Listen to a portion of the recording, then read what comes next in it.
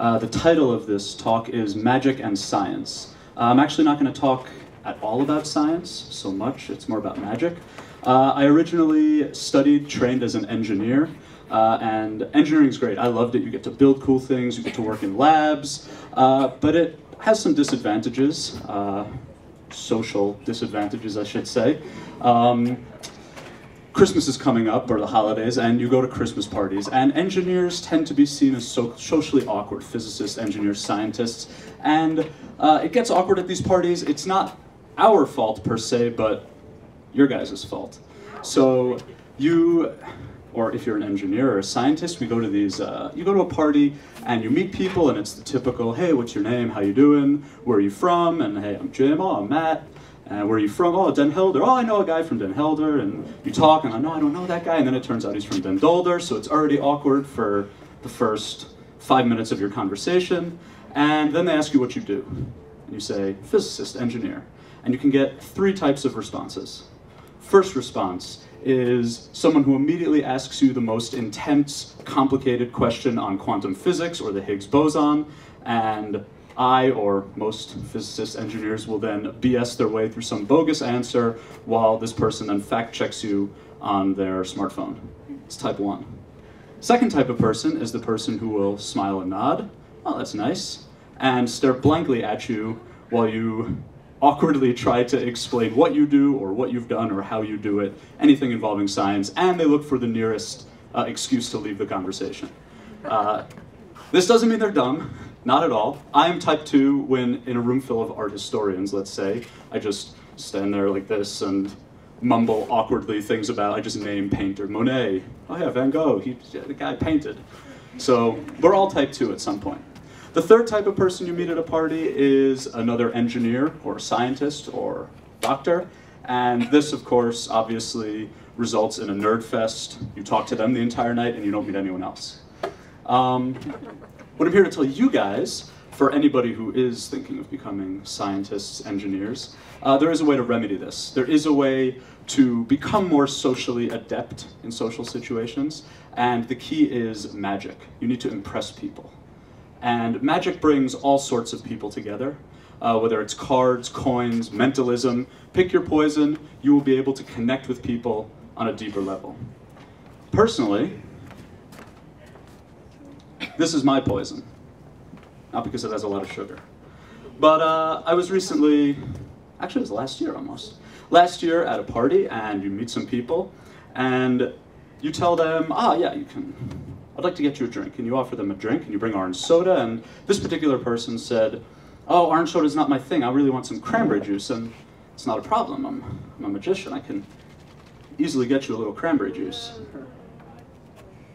Maybe they change their mind again and they want some Fanta or orange soda. But this person was actually quite indecisive, and they said, oh, you know, the cranberry juice was nice, but I actually want a green apple martini, it is a New Year's party, you need to get crazy, so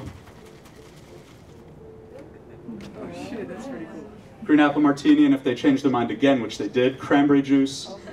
And this particular person was super indecisive and just decided to go back and get an unassuming orange soda. So maybe more towards the end, I think it was actually more towards the end of the night. The beers have all been opened, the wine is gone, for you guys, the cola and cola light. At least that's what we want to say. More towards the end of the night, as the beer is up, the wine is finished, you can pull out this one. And this is especially nice if you have an air for theatrics.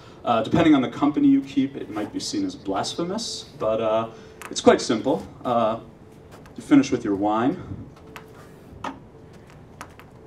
And just a simple bottle of water.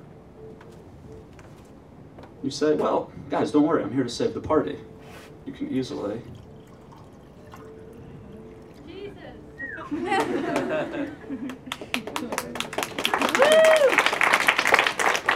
So, yeah, I heard it. It's incredible, and I love this one. It's great. 2,000 years ago, I might have been considered a saint. What someone said there, a son of God. 1,000 years ago, a shaman, a wizard. 500 years ago, I might have been burned at the stake as a witch. But today in 2014, when you do these kind of things for people, the response you get is just, oh, yeah, you did some sciencey thing, you did some chemistry. I don't know how you did it, but it's not magic. Now, science is great. I love science, I love teaching science. It's given us so many new insights to the world. We've discovered so many new things. Scientists have devised so many new things due to modern technology. We devise experiments, we change one, we measure one, we keep the rest the same. We repeat, we repeat, we repeat. We take the average, lab report, publish it in a journal, go to a conference, get a nice hotel room, and that's science. And it's great. Modern technology, we wouldn't be where we are today with modern medicine without science. But it also has its disadvantages. People tend to be a bit cynical. People are amazed, don't get me wrong. People are amazed when you show them something unbelievable or unexplainable. But there's also cynics. And there's always the thought in the back of our minds, myself included, that, oh, how can I explain that? What's the logic behind that? And I think that's a bit sad, recently, that we always need an explanation for something.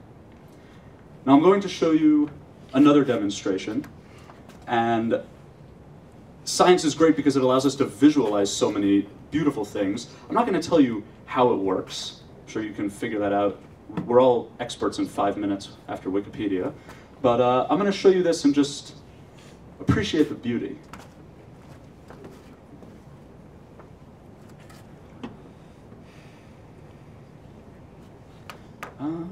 Lost my matches. Hold on. Oh, here.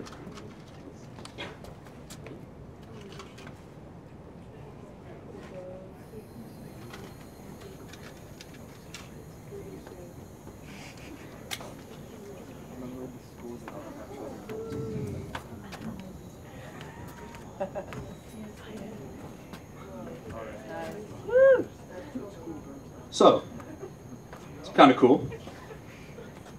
I think it's a bit boring though, don't you think? It's just flames. We can spice it up a bit.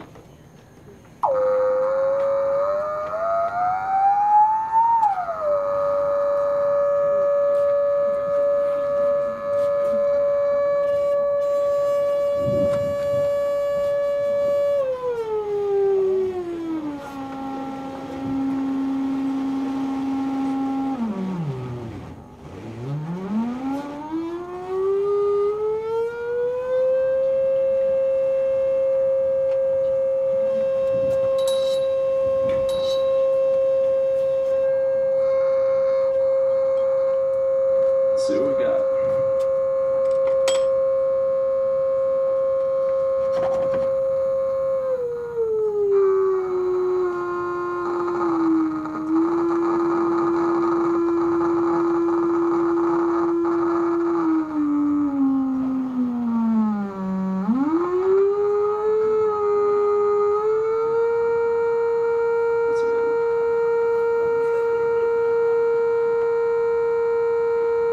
So this is just with frequencies, just different tones. If I had some light, I could tell you I'm at about 500. Here's about C, 440 hertz. Oh, I said no science, sorry. But that's not super exciting. So let's bring it back to normal.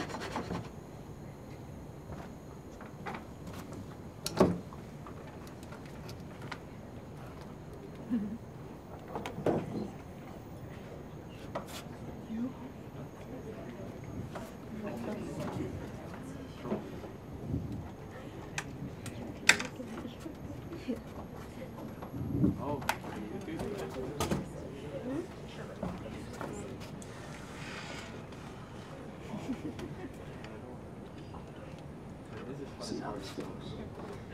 And I was playing around with it a bit too much, so we're running low on gas, so sorry. Damn. Oh, let's see. Am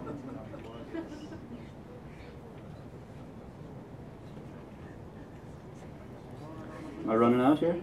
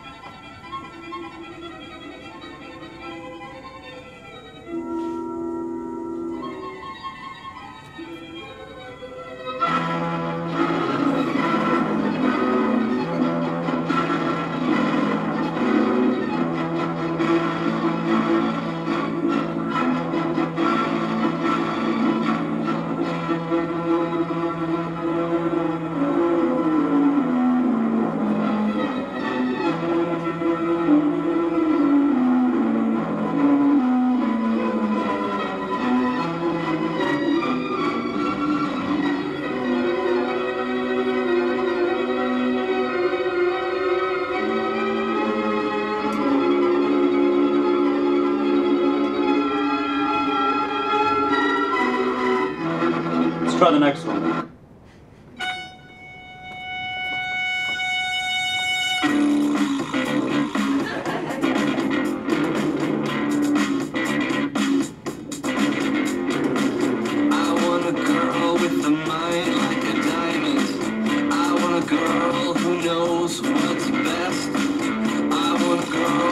Shoes that cut and eyes that burn like cigarettes. I want a girl with the right allocations, who's fast and thorough and sharp as a tack.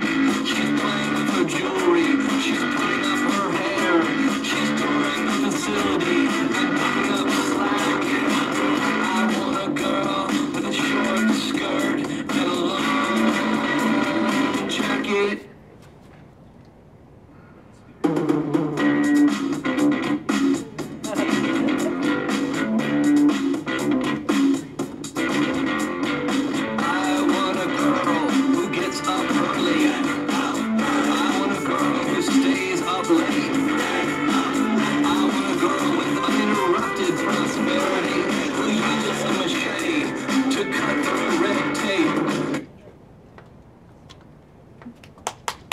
Yeah, thanks.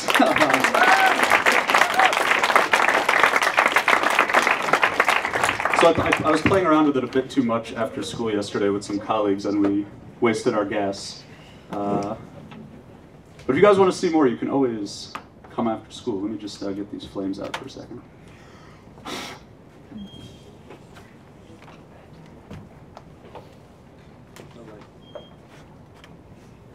Yeah, a little bit more. Yeah, so this is one I find beautiful and interesting way for us to visualize science. And I do promise when there is more gas and the flames are huge, it looks awesome. If I ever open a bar, I will definitely have one of these somewhere, but I won't be opening a bar anytime soon. But to get back to my point, or the theme, we see science as a tool, as a method of explaining the world. And that's great because it's given us so many things, but it's also turned us into people who maybe don't see the beauty in things anymore. So I beg of you, whether it's next week, next month, next year, whenever you see something unexplainable, something beautiful, something so incredible,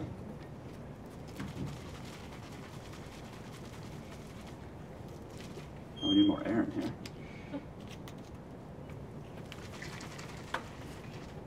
Whenever you see something that can only be described as magical, the next time you see that, keep it in your head like that.